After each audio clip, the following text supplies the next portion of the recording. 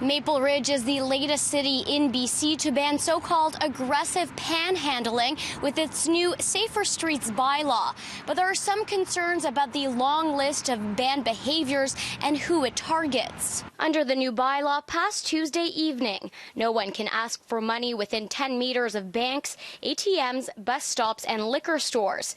People can't ask for cash from somebody in a car, and there's no asking for spare change anytime after sunset. Yeah, it seems like a pretty good idea. I think it's actually a good idea because it gives you more tools to control people where they can panhandle. For example, ATMs. I think that makes people very uncomfortable if you're getting asked for money while you're at an ATM. I don't encounter it that much. I don't really. Never aggressive. I don't know. I've never had an aggressive panhandler. 2 bylaw officers will now be tasked to find violators in the city who can face a fine of up to $100. How do people that are homeless and begging for money expect to pay a $100 fine? Just one thing will not be enough, right? So if you want to stop panhandling, you have to provide them with something. They are like homeless people, right?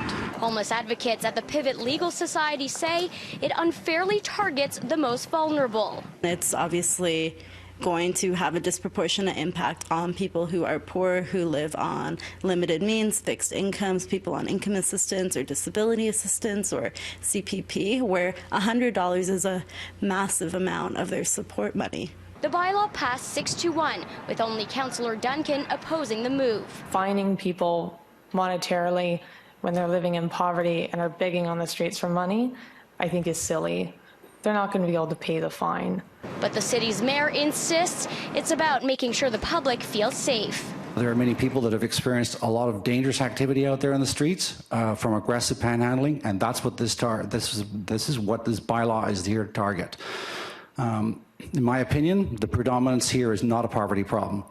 In fact, the majority of it is plain out-and-out drugs. We recognize the stigmatizing impact of bylaws like this one, where they're targeting people who rely on public space. Maple Ridge is far from the first in BC to have this kind of ban. In the last 6 months, Salmon Arm, Penticton, and Quesnel all passed similar bylaws.